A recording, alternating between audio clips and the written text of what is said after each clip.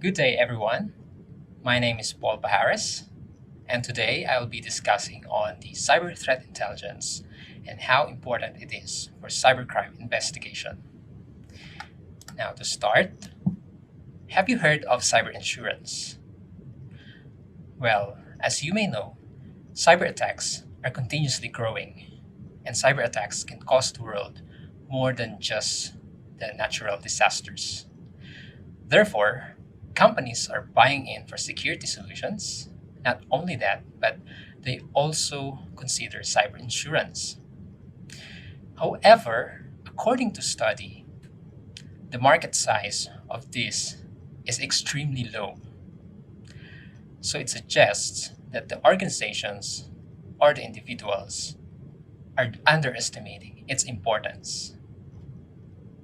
Now, what is it about for my talk for today?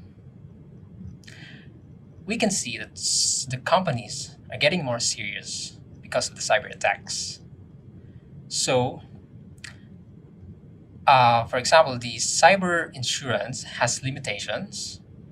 Therefore, we can provide them the cyber intelligence, wherein it can boost their detection of threats and even incoming or anticipate future threats.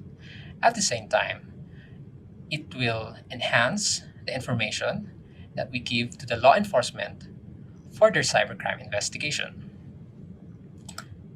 Now let's have definition. Cyber threats are attacks on computer that are employed by hackers. The information of these can be collected through cybersecurity companies or even from the open source cyber threat sharing.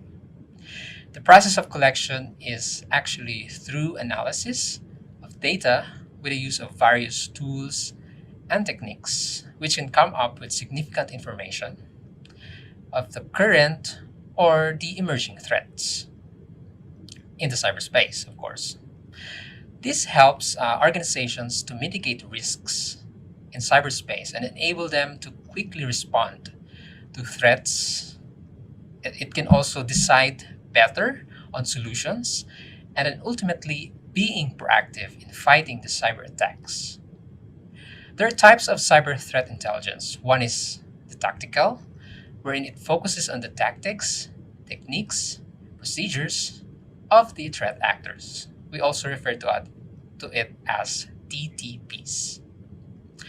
An example of this is identifying vulnerabilities of security systems, which can be exploited by the hackers. Okay, and also it entails how to identify such attacks. For cyber teams, it is to mainly understand the common attack vectors such as phishing, SMS or text messages, social engineering, email attachments, pop ups, SMS or text messages. Oh, I've said it before already, and many more. Now, the second type is what we call the operational, which focuses on the knowledge about the attacks. It entails the insights on factors like motives of the threat actors, the timing of the attack, it's very important, the nature and how the attack is carried out by the hackers. An example is obtaining the underground forums through their chats, but of course with the use of their aliases and then the discussion in online of them. The third is what we call the strategic, which provide an overview of the organization's threat landscape. Usually, it is less technical and it's meant for the C-level security professionals. So then it drives strategic plans of the organizational based on the findings from the report. Ideally, it provides insights like vulnerabilities and risks relative to the organization's threat landscape. Okay. So it can include preventive actions, threat actors, their goals, and the severity of the potential attacks. Now, what is a cybercrime? Well, it's a computer oriented crime that is associated with the usage of any devices like computer or phone, which connects to a network. So it then facilitates an action which constitutes offense and is punishable by the law. So the primary motivation of the hackers, of course, is to gain profit, or it can also be a nation state attacks where hackers target the government agencies, critical infrastructure, and industries known to contain sensitive data or important details of the properties. Okay, so hackers look for any data that will benefit their country's economy and strengthen both key business and military strategies, actually. So the law enforcement agencies categorize it as it can be as pure cyber and cyber enabled or cyber dependent. Okay, so for pure cyber, examples are intrusion, hacking, ransomware, and malware distribution. While for cyber enabled or cyber dependent, the examples are business email compromise, illicit markets, what else? Sextortion, and compromised credentials. In what we call this crime as a service, the expert cybercriminals developed advanced tools or services or retrieve datasets, etc., and they sell it or rent it to the others who can then, without any in depth knowledge of where the data came from, can commit financial crimes or crimes of other nature. Okay? Now, the last one is the organized crime. It's a category of transnational, national, or even the local groupings of highly centralized enterprises run by criminals to engage in illegal activity associated with computer.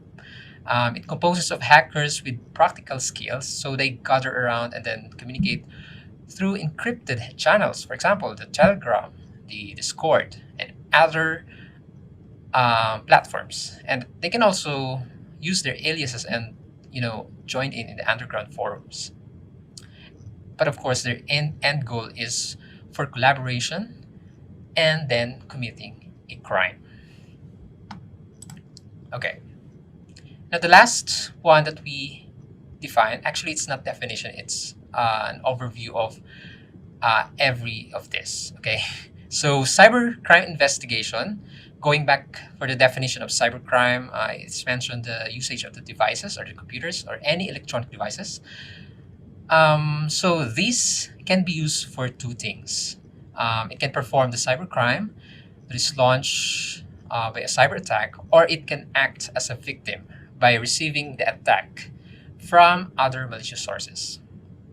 Okay, so cybercrime investigation is the process of investigating, analyzing, and recovering critical forensic digital data from the networks. This is in order to identify the authors of the digital crime and their true intentions. Investigators should understand how the attacker performed the computer hacking or how they think, because it is very important in the investigation process and the digital forensics as well for the proof, of course. And then most of the digital crimes are subject to common techniques. Example is, or the number one is background check, wherein it is when creating and defining the background of the crime with known facts. So it helps investigators to set the starting point by analyzing the cybercrime they're facing off and, of course, the available information that they have. The next process or the techniques, sorry, is the info gathering. So one of the important thing to do is to collect information as much as possible and consider answering some questions related to this process. Another is the tracking digital footprints and identifying the actors. Now, this is the most exciting one. This is next step is sometimes performed during the information gathering process, depending on how many or how much information is already in hand. In order to identify the criminals behind the attack, both the private and public security agencies often work with the internet service providers or ISPs and then the networking companies to get valuable log information about their connections, as well as historical surveys, websites, and protocols used during the time they were connected. This is often the slowest phase as it requires, the legal permission from prosecutors and a court order to access the needed data. The digital forensics is the last technique. So it examined the digital systems that were affected of it. And this process involves analyzing network connection, raw data, hard drives, file systems, caching devices, RAM memory, and more. It can also follow up on all the involved trails, looking for fingerprints in system files, network and service logs, and emails, web browsing, and so on. So, cybercrime investigation is actually tricky, and yeah, it requires a lot of time. Now, let's go on the investigation. Um, The Trend Micro has a strategic partnership agreement with the law enforcement agency Interpol, or the International Criminal Police Organization. So it started on the year of 2014, where it announced a 3-year contract and then it was renewed. As part of the strategic partnership, we provide malware training to the law enforcement agencies and then also provide a seconded researcher, which is me. So we can help in their cybercrime investigation, and then we use our trend micro expertise, research, and data sets. And then, yeah, it can enrich their cyber intelligence capability and then their data sets. So we have actually some successful operations already with them, such as taking down of the Simta botnet. If you remember, it was in on 2015 with the help as well from the private companies such as Microsoft, Kaspersky, and the Cyber Defense Institute. So it resulted to the triumph of taking down the botnet. So just a bit of background: the operators modified the host file, and then they replaced it with the malicious IP addresses, wherein whenever you input legitimate sites like yahoo.com, google.com, it will redirect to a malicious page. And the Trend Micro provided the IP addresses of the affiliated services and then the statistics information of the malware used. So it even detected the malware binaries of the same time, but we also provided guidance on how to remove or clean the host file because even if you detect the malware or binaries, the host file is still infected, and so there are still remnants of it. So it should be cleaned and removed all the malicious IP addresses in the host file. Another one is the West Africa region 2017. We have research findings of uh, the threats in that region. So we published it, and that was combined with the survey reports initiated by Interpol on the member countries on that same region. Um, Such cybercrime investigated were advanced fee fraud, tax fee frauds, business email compromise, and including the cyber threats like keylogger, remote access trojans, and others. The last one is the cryptojacking reduction. Actually, 78% reduction of infected in the ASEAN region only. So later on, I will discuss on this one. So it was on 2019. The working model of me to them is first, of course, we have the information from Trend Micro. So the working model is divided into 3 parts. So the first is the threat information, which includes Trend Micro datasets or from the Smart Protection Network feedbacks. So from there, we can have visibility of the victims in terms of the countries, sectors, the product segments, whether it's enterprise, SMB. Also, the industries are also important. Now, and also the what do you call it? The cyber threats in every region. That's the most important, of course. Um, Usually, we can map the affected regions to Interpol's member countries, which is they have around 194 member countries. So mostly are covered. So we also identify the modus operandi of the threat actors, and we can check whether it arrives via SMS, what we call this phishing, email, and other arrival vectors. We also include the technical analysis of the malware, so we can have idea on what crime related is the actor up to. Essentially, the infrastructure can hint us the location of the actors, although at most time it is not. We could also gather all the IOCs and map it on analysis tools like Maltigo and identify the trending entities. Of course, aside from the trend microfeedback, we also utilize the open source intelligence tools such as social links. Social links is a paid version wherein it's a transform for Maltigo wherein you can identify the social media profile handles related to certain IOCs, for example, or email address. And if it's related to actors, then that's going to be a good finding. And then from VirusTel as well, we know that it's a one-stop shop for cyber security analysts, right? So even the newest sample or the fresh samples, they have it because someone shared it, and yeah, as a community, we are sharing samples. Um, so other than VirusTel, yeah, of course we use Google. So from there we can get other sandbox results from other security companies, and yeah, many more. Finally is what we call the attribution part, which is the hardest and trickiest one.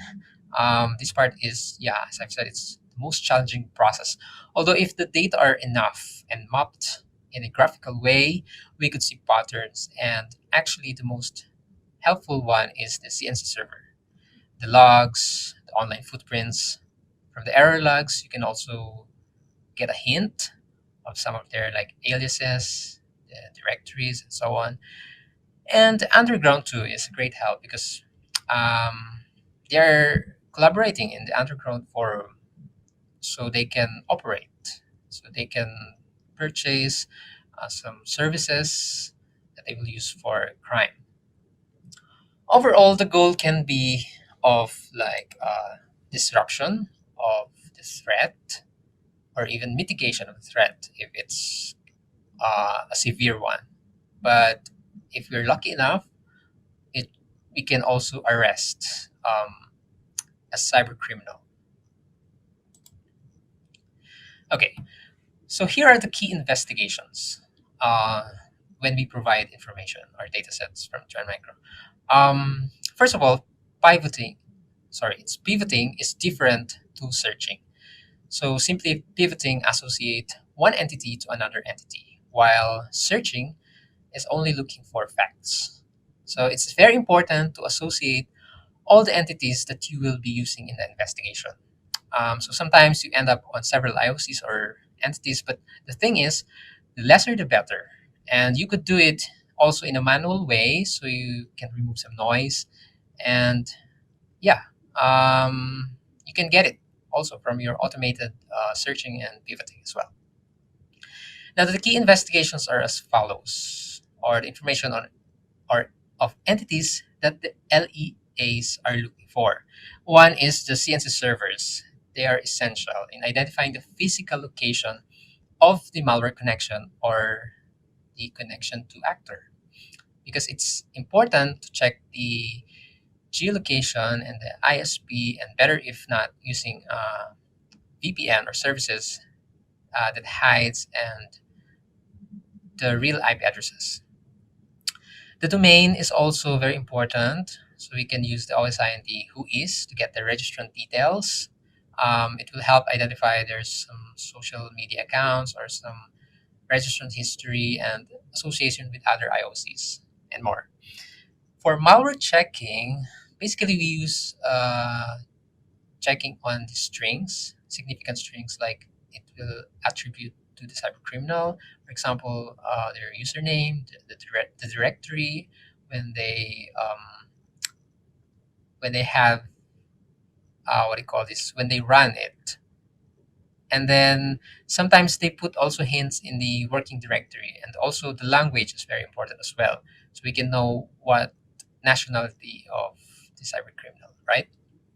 So, okay, the social media accounts are also very good hint because sometimes they will create a social media account even if it's dummy or their personal account. Still, we can find more things about it. Um, it's just a matter of associating it to the real world identity. Okay, the next one is preserving the CNC servers. It's very important for enforcement agencies so they can do forensics and have a strong evidence. So if the CNC server is active, make sure to take a snapshot and preserve it. So identifying the country victim is one of the key for moving forward on the case, although the location of the cyber criminals is also a key for the local enforcement agencies to decide which they will collaborate with because it is beyond their jurisdiction.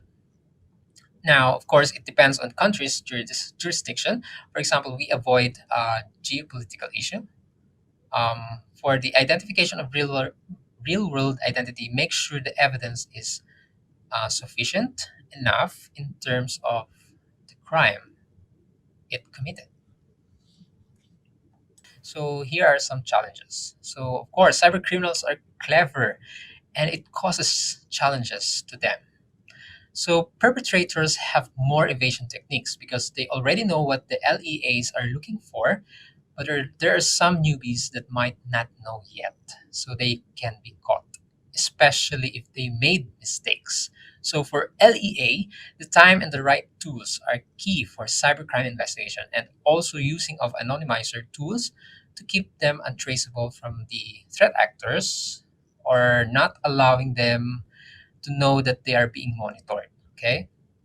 So yeah, some challenges are the usage of CNC servers with hidden IP service, for example, the Cloudflare, and the use of VPN. So the real IP is cannot be traced, but the companies like Cloudflare can coordinate with the local enforcement agencies, but also it depend.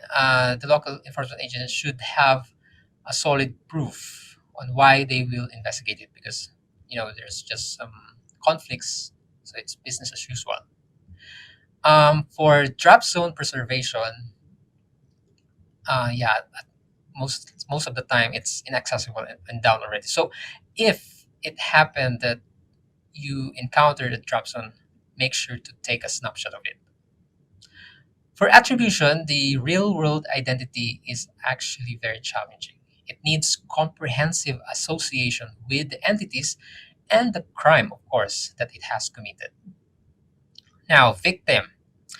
Just like a physical crime, it should have a complainant to open a case. At most time, they don't tell it to the local enforcement agency because of some privacy issue, of course, the reputation and other considerations.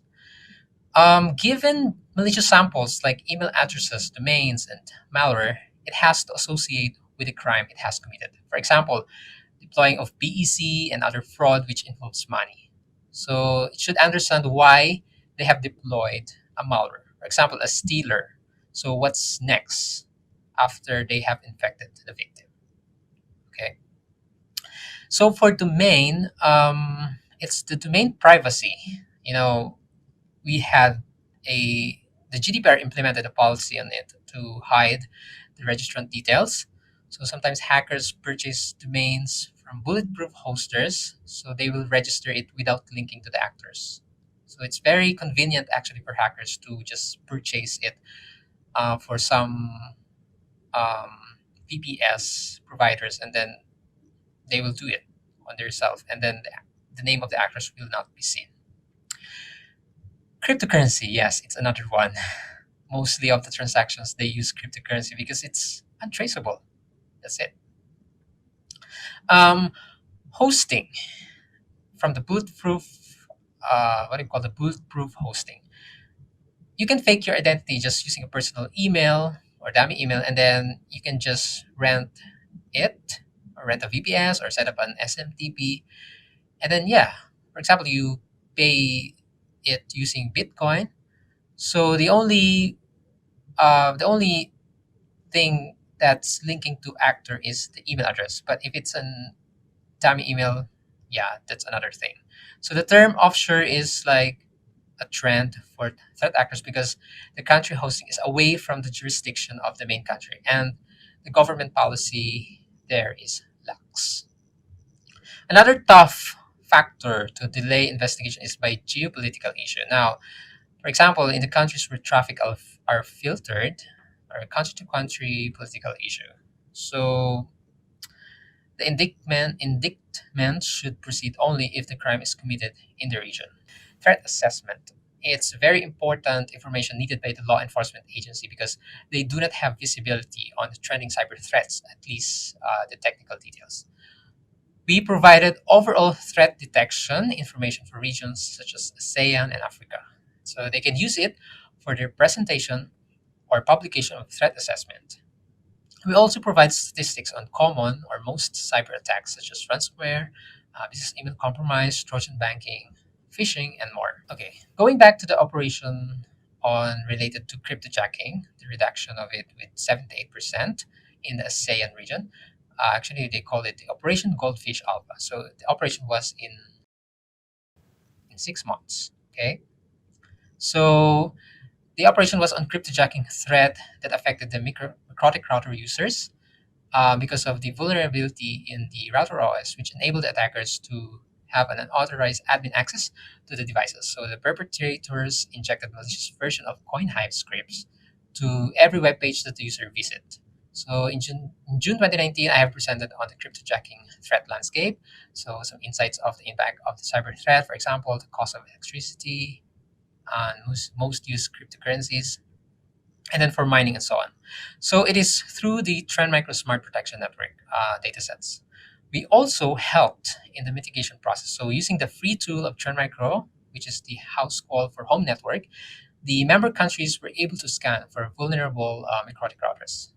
Okay, and yeah, the result is it had a reduction of 78% in the same region. And we also continued it in the Latin America region, since this region was heavily affected by cryptojacking, especially the country Brazil. Also, we used the Shodan open source tools to look for or identify the victims. There's also the COVID-19 cyber threats. The start of lockdown is also the start of collecting and analyzing COVID-19 related domains because threat actors are also taking advantage of it. Actually, a special task force was established involving Trend Micro. So we have provided more than 70,000 malicious domains and identified threats related to it, such as malware, phishing, scams, and even the low reputation domains. So the report of Trend Micro regarding the spam messages that nearly hit a million and it's related to COVID-19 was quoted by Interpol as this one strongly conveys message to the people about the capabilities of the criminals and their flexibility to change tactics during the time of crisis. So we have also inspected on ransomware attacking hospitals. We have also provided information on the mobile threat, Cerberus, which imitated some COVID-19 apps, for example, tracking infected patients using map. So it was quoted actually by Central Bureau of Investigation in India in May 2020. Cyber threat intelligence enables law enforcement in magnifying cybercrime. It provides better visibility of a certain cyber threat. So the partnership is with the aim of data sharing, helps them strengthening their cyber intelligence capability and enriching their data sets. Next is the tracking of actors is always tricky, but with the help of cybersecurity companies and others, it may reach the end of the tunnel. It may move forward and hopefully it can achieve their goal, whether it's for disruption, mitigation, arrest, or even just victim notification. And it also depends on the member countries involved in the case if they can further enrich it and have a solid intelligence on the cybercrime operation or the threat actors in their jurisdiction. Last is the community sharing of threat intel, which can bolster the investigation and may reduce the impact. So I hope I was able to give you a bit more details and substance on how cyber threat intelligence can help cybercrime investigation.